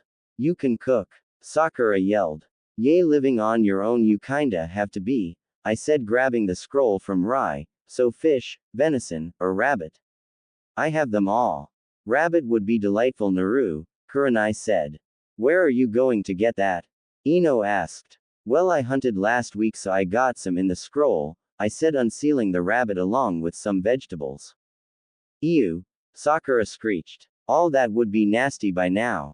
No, because the seal stops it from decaying and I sealed it quickly. I skinned it, so it's just like if I just killed it, I said, well, unsealing some pans. Now please leave me alone so I can cook. Magnolia Island. The start of the morning was painful to say the least. Sakura and Ino had taken up the only bathroom, making it quite a pain by the time I got in there. When we got to the boat, Sakura complained because it was a 4-hour trip and we weren't of a ferry but a cargo ship. When we finally arrived on Magnolia, we disembarked the ship to find the headmistress waiting. Welcome, Konoha Kunanshi. She was a very tall, thin woman. Her hair was an odd dark green and eyes a dull yellow. Looking around, I saw a lot of odd hair and eye colors I hadn't seen on the mainland. I am Headmistress Ivy. I am Jonin Kurenai Yuri. These are the genin that were assigned to this mission, Kurenai said, indicating us to introduce ourselves. Ino Yamanaka, Sakura Haruno, Hinata Hyuga, Naru Uzumaki, and this is my familiar Rai. Well, it is nice to meet you all, she said. Now if you will follow me, we have a shuttle ferry waiting for us. We can talk on the way. She led us a few piers down where a small boat lay in waiting. We got in and headed off to Yume. The whole way though she kept looking at me. Is something wrong, Ivy-san? It's just it doesn't seem like you packed for this trip, she said. Other the bag for your otter friend, you don't have anything. Oh, I seal everything, I said, showing her my back pouch and its scrolls. I have extra weapons, camping gear, food and statuses, clothes, and just about anything else I may need. Well, that must cost a lot on a genin salary, she said. Seals of good quality are quite expensive. Oh, I do them all myself, I said. I didn't realize that they taught seals in your academy. They don't. I have been teaching myself for a few years. The Hokage says I'm a prodigy when it comes to seals, but I don't like labels. I only recently got a teacher who knows the ways my clan did seals. Your parents couldn't teach you. And that's when she noticed the sad look. I really didn't want to answer, so Kurenai did. Naru is an orphan from the Nine Tails attack, she said. She has only recently been able to get her family history due to some clan conflicts. Oh well, then she should speak to our seal mistress. Well, you are all here, she said, one of possible 3 living in the world since the passing of your 4th Hokage and your red-hot habanero. You of the Leaf sure had amazing seal masters. I could see the confusion on everyone's face at who the habanero was. She, like other Uzumakis, had been erased from the academy works. So many important things that they didn't know because of the damn council. Though Sakura's mother probably had her taken out of the books due to spite more than anything else. If I remember right, she was an Uzumaki as well, she said, but was distracted as we arrived. Oh, we have made it, let me show you around. We disembarked once more and got the grand tour. The island was small, but dorms for the students and house lined the stone roads. Everywhere around use there was yume trees along with flowers. All the buildings were a white stone and gave you the feel of inside-outside living. In the center of the island was a tower that acted as a lighthouse warning signal, and it was surrounded by the school. The few male children I saw were all younger than 6, so they weren't school age, and all walked with what I believed to be their mothers. The ranks of the people ranged from the low genin to jonin. All in all, this seemed like a peaceful village. Well, you have all had a long day, she said as we approached the house. A house. This shall be your home. Well, you are here, and for the rest of the day have a nice time exploring the village. Thank you, Ivy-san, said all of us. We walked into the home to find a completely open first floor. There was even large open shutter-like doors that lead to a patio and to the beach. Ino and Sakura ran right upstairs to claim their rooms. The rest followed, and I soon realized there wasn't enough real beds. Confused why there was only 4 bedrooms, I looked to see a staircase that lead up to a small room. It was very simple and very open, as there was no windows on the back side. Just arches with railings. On one either side there was glass shutters so you could close them from the elements but still enjoy the fantastic view of what would be the setting sun when it came time. There was also no bed but a hammock suspended from the ceiling. Setting my things down, Rai jumped right in the hammock. You're lucky those 2 didn't see this, he said. They want a real bed, not this. I said, I am going to find this seal mistress. You want to come? No, he said with a yawn. Suit yourself, I said as I descended the stairs to find Sakura and Ino already in their bathing suits. With an eye roll I told Kurenai where I was going, and she gave me a nod, and I was off. Walking through the town alone, it was just so much more enjoyable than with the Banshee. I could enjoy the salty breeze and the sounds of the ocean. Getting into the market, it seemed to be so alive. All the vendors were women, and I assumed many were either retired, on leave, or just had this job, also like how the Yamanakas also had the flower shop. Of course, now I had to figure out where the seal mistress lived. Excuse me, I said to a woman who was selling explosive tags, do you know where the seal mistress lives? Everyone knows where she lives, why do you ask? She asked back with suspicion in her voice. Well, Headmistress Ivy said I should talk with her. I explained, I am here from the Leaf to help with the academy, and seals came up. Oh well then, she said now with a smile. Just follow the south path out of the market until you hit the beach. Her home doesn't look like the rest her, so it will be easy for you to find. Thank you, I said, and then was off again. I continued on the path until what the shopkeep had said came into view. Her home defiantly was different. Instead of the pure white stone, it was a more sandy color. Carved into the stone was intricate to swirling patterns that some would this was seals, but they weren't. I knocked on the door and waited for a response, and soon heard someone coming to the door. If that is you again, Willow, I don't need, she said, opening the door. The woman was short and hair gray. She had a staff in one hand, raised as if to hit this Willow person. You aren't Willow. No, I'm not, I said. My name is Naruto Uzumaki. As I live and breathe, she said as she looked me up and down. I never thought I would see another while I lived. What? Come in, child, she said, opening the door more. I came in to find the home was covered in papers and ink. I laughed as this is what I expected would happen once I had a dedicated space for my craft. My name is Suko, and sorry for the mess. It's all right, I said, eyeing some of the seals. You didn't expect company, and the art of seals does tend to get messy at times. As any Uzumaki would know, she said with a laugh, how is it that you survived and why you wear a guard uniform? Well, my mother was away from Uzu at the time, I said, and as for my cloths, the Hokage had them crafted for me. Are you originally from Uzu? Yes, I am, child, but I was born to a guard family, not the Uzumaki. And the Hokage, she said, are you Kushina-sama's child? Yes, ma'am, though none of my teammates with me know that, I said as she drew closer to inspect me. Why do you hide in a seal? Most of Konoha knows me as a boy for my own protection, and when I do go out as myself I use a different name. I hide the red tip of my hair and eyes with a sealed henge so that I don't constantly need to hold the henge. I said, compelled to answer the questions. But why is a boy unless? she said as she realized she answered her own question. Your mother has passed, hasn't she? That explains the Nine Tails attack. You know? I asked, worried. Of course I do. Everyone on Uzu did. Why don't you sit and I will explain, she said, pointing to her patio. We moved out there and she continued. Kushina was our beloved princess, but she also was the only Uzumaki with the ability to hold back the beast when Lady Mito passed. As much as we wanted her to stay, she knew her duty to that task outweighed her clan. I knew when I heard the fourth killed the beast it wasn't true. You can't kill that beast and it cannot be sealed in an object, only a person and an Uzumaki has the chakra and life energy to do so. Life energy. Uzumakis have way above average lifespans.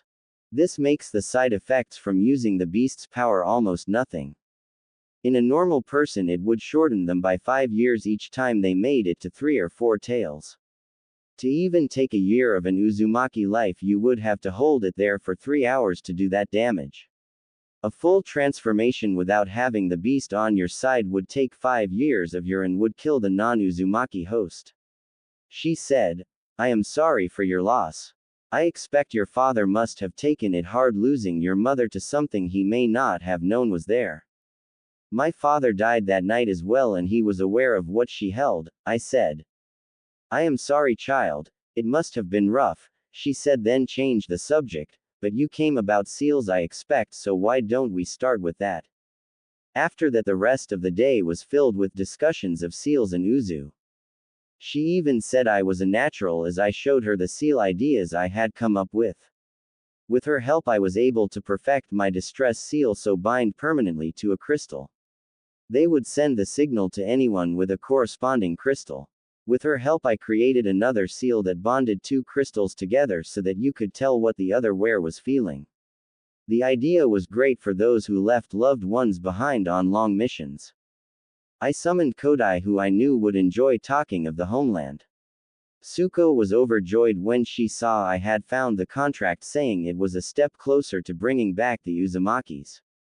Those two seemed to talk for hours and I happily listened to the tales of Uzu, getting a picture of the county in my head. Before I knew it the sun was setting and I had to get back to the house. Thank you, Tsuko-sama, I said. No thank you, Lady Naru, she said. I never thought I would get to enjoy talking about Uzu again. You will visit again while you are here. Of course I have so many other ideas for seals that I could use your help on, and then I was off. The academy. The next morning we were off to the academy. The headmistress met us at the gate and led us to our classrooms, each of which had the primary sensei waiting for us, except mine. My classroom was empty of a sensei. I sent out a wave of chakra to see if they were hiding, as this was a stealth class, and they weren't here. Is the primary sensei running late? I asked. No, we don't have anyone as highly specialized in stealth or have a current spy networks. Also, I was meaning to ask, since we now know you do seals, if you would be willing to do a class on the basics this week. I can do that. So I am a guest lecturer in a way. Yes, and it may not be just academy students that come to either of the lectures, she said. We encourage ninja of all ranks to join the lectures and keep learning. Well then I guess I should figure out a lesson plan while I have time, I said, seating at the desk. She then handed me a schedule of all the things I would be teaching along with my teammates. Classes started at 8 and I would have an hour to 3 hours each lecture. The first lecture would be stealth. Then after lunch it was a 2-hour spy network and infiltration lecture. At 3 was another hour stealth lecture. The finally class started directly after on the basic of seals, which would run 3 hours. All in all it was going to be busy days. I would be the last to get back to the house as every other class ended at 4. I still would have time to observe at least one of each's class a day though. Ino had language of flowers at 9 and plants and their uses at 11. Hinata had knowing your chakra at 9 and diplomacy at 2. Sakura had classes throughout the day as she was the regular teaching assistant, but it would be easier to see her. As finally figured out what to teach, students started coming in. Most were academy age, well there was a few genin and chunin. Getting myself together as the class came in, I prepared myself to see what a day in the life of Iruka was like. Welcome to the stealth lecture, I said as they all took their seats. I am Genin Naru Uzumaki, but you can all call me Naru. With that, my day began. Time skip. Day 1 had gone well, but the following days I came more prepared. Surprisingly, the second day saw a lot more students, including many Jonin, in all of my lectures. Today was the last day and it was nearing the end of my basic seals lecture, so I decided to take questions. How is it you're a Genin teaching these complex subjects? Asked one of the Jonins. She seemed a little bitter as she asked. Well, my life has never been easy, I said. First, you must know I was orphaned the day I was born and at 4 lived on the streets until I was found at 7. Seals were my way of forgetting the hardships and being close to my parents who also did seals. So I have been studying them longer than most people realize what they do. That is what makes me qualified to teach sealing. As for my other topics I have been teaching, I had to learn to survive. I became a natural at stealing what I needed and hiding who was. What got you found on the streets? One of the younger academy students. I lived in the red light district when I was on the streets, which, though not the safest, was the easiest to hide in, as you have heard in my other lectures. I said, no one in the red light will rat on another, but skirmishes happen. I was attacked by a boy a bit older than I was. A week later my wound was badly infected, so I broke into the hospital. I was then caught by the Anbu and brought to the Hokage, who had been looking for me. Lesson for you all on missions: don't try to steal from a place that is above your level. Now you're all dismissed and I hope you take what I have taught you into account. All of the current ninja, please be safe and maybe one day we will work together. They all began to file out and soon it was just me left. I left a bit after to find young girl that had asked me how I was found outside waiting. She had been in the seal lecture every day this week and was maybe 7. For a moment I was confused, but I gave her a wave to follow. So what do you need? Well, it's just I really like your classes, she said, and I was hoping you would take me to Konoha so I could learn from you. What? I already asked the headmistress and she said it would be great to have a young seal mistress when I would return. I am only a genin, I said, bending down to hear level. And I am still far from being a master. Why don't you ask Suko to teach you? She has never accepted a student, she said. And what makes you think she won't? Well, dozens have asked and all gotten no. That's because a master has to be careful who they pass their teachings to, I said. A student with foul intentions could pervert your teaching and not truly carry on your will. Let's go see her, shall we? The girl slowly nodded and we headed off to the home of Suko. When I walked in as Tsukio had told me to. Though she looked me odd when she saw the child. What does the child want? She said. I pushed her forward and she epped much like Hinata used to. After a look to me and a nod she started. My name is Azalea Quinto and I would like to become your seal apprentice, she said, bowing. Oh really now? Suko said with a smile. Tell me why. To protect those of the land of flowers, she said. Naru-sensei said that seals can be used to protect your loved ones, but everyone thinks they are only good for explosive and sealing items. They don't understand what you can really do with them. That is a good answer, little one, she said. I will accept you on one condition. What is? That Naru helps when she can and allows me and any other Uzu survivors to write her back in Konoha. I can help via letter and when I get time maybe I can visit, I said, and I will gladly accept letters from and Uzu survivors. But for now I do have to go and pack. We are headed out in the morning. Goodbye, Lady Naru, the princess of Uzu. Suko said as I left. Back in Konoha. After a long trip and lots of complaining from Sakura, who had gotten sunburned, we finally made it back to Konoha. We were quickly debriefed and released. Though now it was my turn to give my mission report. So what do you think, Naru? Gigi asked as we sat down in his office. Each one lacks different things, sir, I said. All right, start with Hinata Hyuga. Hinata is the most prepared out of the three, and as I have been friends with her from years, she didn't need too much observing. Physically, she is fine and even made the point to practice when we weren't teaching. Her chakra control is excellent and traditional family taijutsu is done very well, but her family holds her back in that aspect. She is not allowed to try other styles or adjust the gentle fist to fit her needs. This is, and the fact she doesn't wise to hurt her sister, is why she is always seen as weak. She held back some during the academy, but her family would still think that based on that. Gentle fist is based off earth nature if I had to guess, and I don't believe Hinata is earth, which would cause issues with the style. I suggest speaking with her father about this and making him see it is not her fault. I also would recommend her for diplomatic missions. Even with her gentle nature, she knows her way around politics, which I know is not taught in the academy, though it should for both genders. What of Ino Yamanaka? Ino knows her stuff when it comes plants. Both of the classes she taught were plant-based, and I have heard that is heavily taught in our Kunanchi program, but she also learns this at home. Physically, she could be better.